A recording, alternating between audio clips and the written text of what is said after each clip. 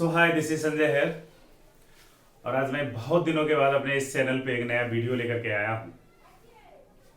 Video का नाम है वर्ब।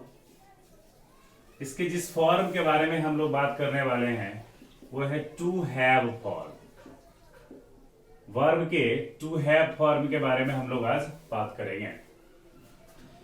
तो इसमें जो चीज हम लोगों को सीखनी है, तो सबसे पहले हम वर्ब को जान लेते हैं होता क्या है। तो बच्चों, ये एक एक्शन वर्ड है और यह बताता है किसी एक्शन को, उसके पोजीशन को और किसी चीज का होना।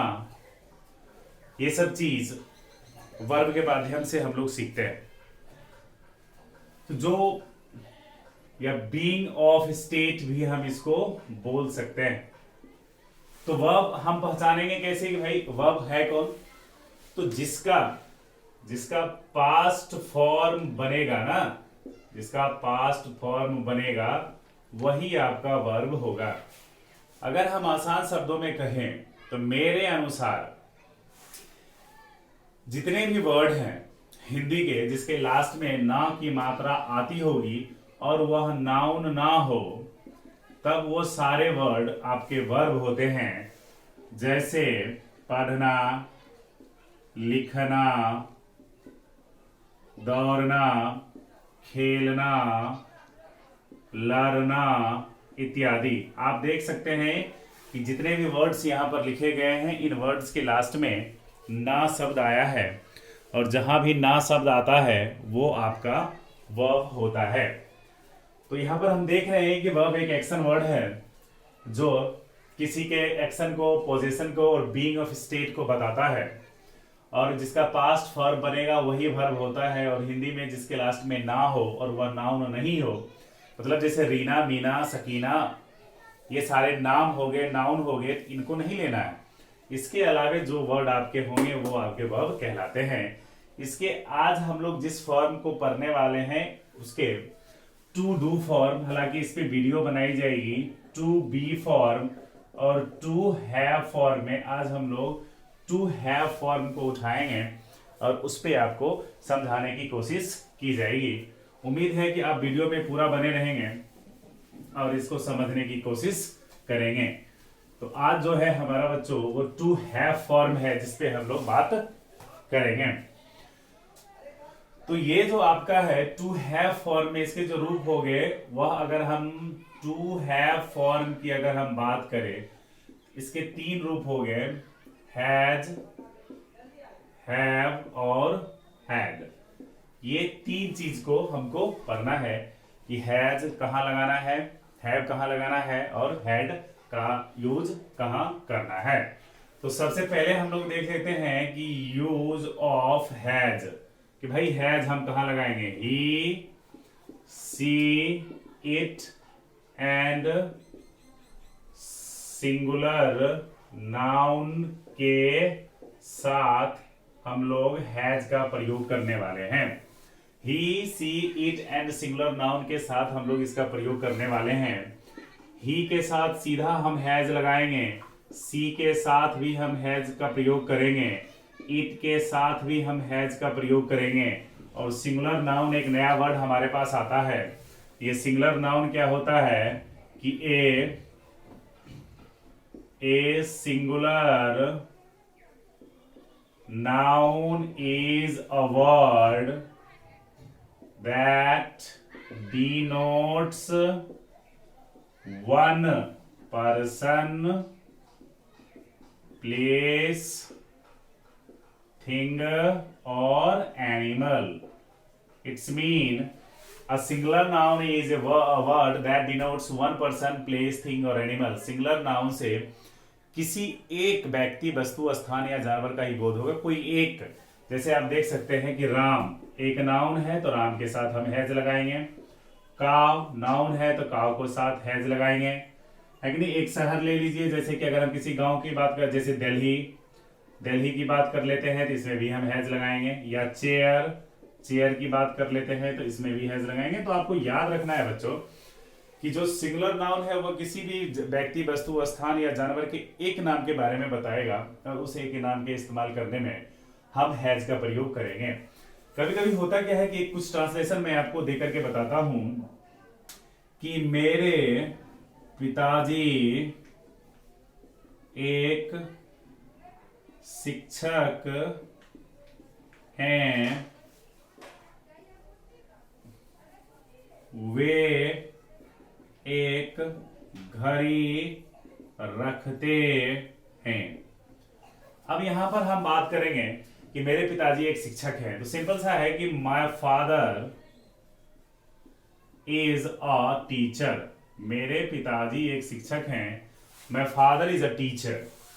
वे एक घड़ी रखते हैं। चूंकि वे का इंग्लिश तो हम लोग दे बनाएंगे, दे के अकॉर्डिंग आप बोलेंगे कि सर ने बताया नहीं है कि भाई दे में हमको हैज लगाना है, नहीं लगाना है।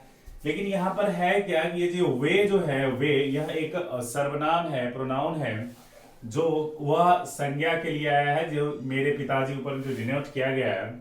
तो हम इनको रिस्पेक्ट वर्ड में कह सकते हैं कि वे यहां पर एक सिंगुलर वर्ड को बताएगा जो ही होगा, इसलिए ही हैज अ वॉच।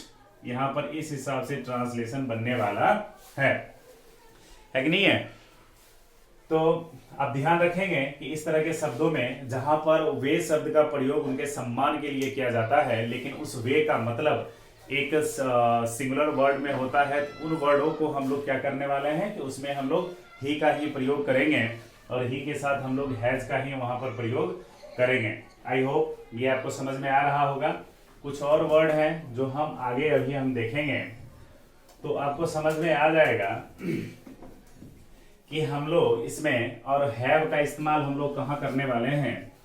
तो हैव का इस्तेमाल में हम लोग देखेंगे कि यूज ऑफ हैव की अगर हम बात करें, ये आपका आई, वी, यू, दे और प्लूरल नाउन के साथ इसका इस्तेमाल बच्चों होने वाला है।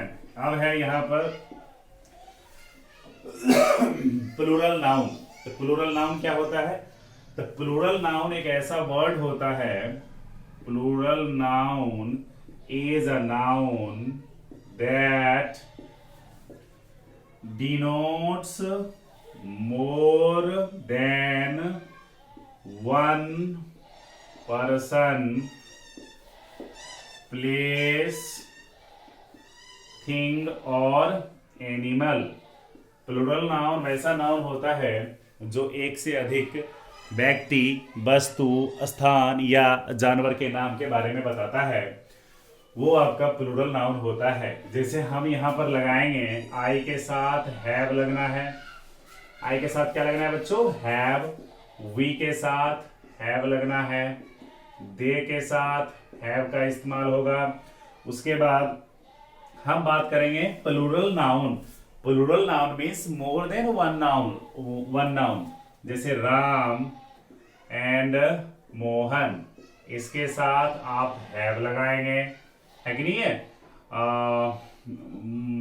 उसके बाद भाई, चेयर एंड टेबल, इसके साथ भी आप हैव लगाएंगे। डॉग एंड काउ, इसके साथ भी आप हैव लगाएंगे। दिल्ली एंड कोलकाता, इसके साथ भी आप हैव लगाएंगे।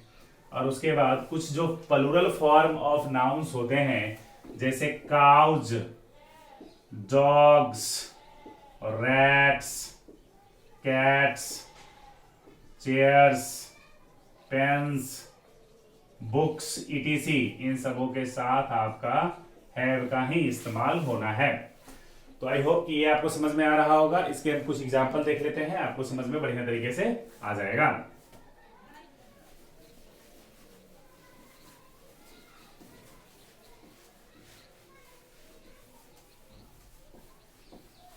अब हम बात करेंगे इसके सिंगुलर और प्लूरल फॉर्म के बारे में। अगर हम बात कर लें तो आपको आ जाएगा कि जो इसका जो सिंगुलर फॉर्म है वो आपका हैज है और हैड है, और फिर इसका जो प्लूरल फॉर्म होता है बच्चों वो आपका हैव है और हैड है। इसमें एक कॉमन है हैड, जो आपका सिंगुलर फॉर्म में भी है और प्लूरल फॉर्म में भी है। तो घबराने की कोई बात नहीं। हैड जो है वो पास्ट फॉर्म को बताता है, ये आपके पास्ट फॉर्म को बताता है, और पास्ट फॉर्म में सिर्फ इसका एक ही वर्ड है जो हैड है।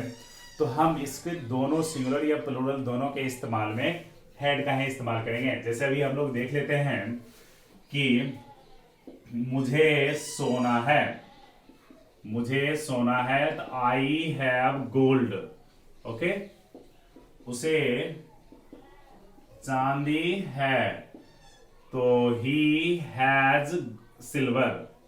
ओके, अब मीरा को बुखार था, तो मीरा हैड फीवर। ओके, उन लोगों के पास खिलौने थे। अब देखिए ये यहां पर आ गया उन लोगों के रूप में हम लोग दे का इस्तेमाल करेंगे। तो दे थे, आपको याद रखना पड़ेगा, थे मीन्स पास्ट। है और है में हम लोग हैज और हैव का इस्तेमाल करेंगे, और थे और था और थी जब यह पोजेसर वाला बात हो कि उसके पास एक हाथी थी, या राम को पैसे थे, उसको रुपये पैसे थे, उन लोगों के पास चांदी थी। तो इस पोजेशन वाला जो बात होगा ना, अधिकार वाला, उसमें था थे थी में हम लोग सिर्फ और सिर्फ हैड का इस्तेमाल करेंगे। डजंट मैटर ये सिंगुलर है ये प्लूरल है, कुछ मतलब नहीं है। इसलिए दे हैड ट्वाइस। आपको यहां पर इस प्लूरल फॉर्म को देखना पड़ेगा। तो मेरे ख्याल से ये बातें आपको समझ में आ रही होगी कि हैज कहां लगाना है, हैव कहां लगाना है और हैड कहां लगाना है। तो कुछ ट्रांसलेशन है उसको हम लोग देख लेते हैं, तो आपको समझ में आ जाएगा। और ये बच्चों ट्रांसलेशन कुछ इस प्रकार से रहेगा आपके सामने कि नहीं, मेरी मां के पास साड़ियां हैं। सिंपल, मेरी माँ, माय मदर, और ये एक सिंगुलर फॉर्म है, इसलिए सिंगुलर फॉर्म में हम my mother has have saris. Okay, एक नंबर। दो नंबर, उसे एक कमीज है, तो ही या सी हैज ए शर्ट। तीसरा नंबर है, उन लोगों को रुपये पैसे हैं, तो they has have had money. Okay, 4 number, Mohan को कलम थी, तो मोहन हैज हैड पेन। पचमा, राजू और फरहान को एक मित्र थे, Raju and Farhan have had a friend. ये 5 ट्रांसलेशन है, इसके माध्यम से अभी मैं आपको समझाने की कोशिश करूंगा। और ये कुछ इस प्रकार हैं कि मेरी माँ के पास साड़ियां हैं, my mother has had sari. चूंकि यहां पर सिंगुलर नाउन को डिनोट किया जा रहा है मेरी माँ, माय मदर, और हम जानते हैं कि जो सिंगुलर नाउन होता है उस सिंगुलर नाउन के साथ हम हैज का इस्तेमाल करते हैं, इसलिए यहां पर हैज सही होगा, हैव गलत होगा। क्लियर? उसे एक कमीज है, ही सी हैव हैज अ शर्ट। अब यहां हम सिंपल की बात करें तो कमीज का सीधा संबंध अधिकांश जगहों पर कमीज का सीधा संबंध ही से होता है, इसलिए हम यहां पर सी को हटाएंगे और उसके बाद ही थर्ड पर्सन है तो ही के अनुसार हम लोग हैज का इस्तेमाल करेंगे, इसलिए यहां से हैव भी हटाएंगे। अच्छा, इस चीज को समझाने के पीछे मेरा कोई जेंडर बायस नहीं है कि लड़कियां शर्ट नहीं पहनती है, लेकिन अधिकांश मामलों में इसको लड़कों की तरफ ज्यादा प्राथमिकता दिया जाता है। उन लोगों को रुपये पैसे हैं, दे हैज हैव हैड मनी। अब इसमें से क्या लगना है, चूंकि ये they third person plural number के बारे में बात किया जा रहा है तो निश्चित रूप से यहाँ सिंगुलर फॉर्म हैज और हैज नहीं होने वाला है, तो बच जाते हैं हमारे पास दो चीज हैव और हैड। चूंकि हैड सिंगुलर और प्लूरल दोनों में समान व्यवहार करता है, इसमें हम क्या लगाएंगे, तो हम यहाँ के इस प्रेजेंट, फ्यूचर और पास्ट फॉर्म को देखेंगे। जो है इसका मतलब है ये प्रेजेंट को बताता है, इसलिए प्रेजेंट में आपका हैव आने वाला है और हैड पास्ट में जाता है, इसलिए यहां पर हैड नहीं होगा, तो हो जाएगा they have money. Clear? Mohan को कलम थी, तो Mohan has a pen. Okay, Mohan को एक कलम थी तो Mohan has had a pen. Mohan third person singular number यानी कि सिंगुलर नाउन को डिनोट करता है, और अभी हम लोग सीखे हैं कि सिंगुलर नाउन के अनुसार हम लोग हैज लगाएंगे। हैड भी संभव होगा कब, जब वह पास्ट फॉर्म में होगा। तो पास्ट फॉर्म की जानकारी लेने के लिए हमको सेंटेंस पढ़ना होगा, और सेंटेंस में हम देख रहे हैं कि यहाँ पर थी शब्द का इस्तेमाल किया गया है। इसका मतलब ये पास्ट फॉर्म को बता रहा है बच्चों, और पास्ट फॉर्म में हैज का इस्तेमाल नहीं होगा, इसलिए Mohan had a pen. Clear? Next है कि राजू और फरहान को मित्र थे। तो राजू एंड फरहान ये आपका प्लूरल नाउन को बता दिया, मोर देन वन पर्सन, एक व्यक्ति से ज्यादा। दो नामों के बारे में बताया जा रहा है कि Raju and Farhan have had a friend. Okay, तो यहां पर हम देखेंगे हैव भी सही है और हैड भी सही है, चूंकि यह दोनों प्लूरल फॉर्म को बता रहा है। लेकिन अगर हम सेंटेंस को पढ़ेंगे तो यहाँ पर थे हैं जो एक पास्ट फॉर्म को बता रहा है, और हैव आपका प्रेजेंट फॉर्म को बताता है, इसलिए यहाँ पर हैव कट जाएगा और हैड हो जाएगा। तो Raju and Farhan had a friend.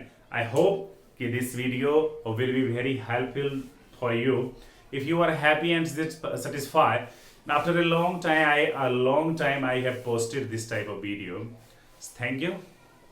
Have a good day. Jai Hind.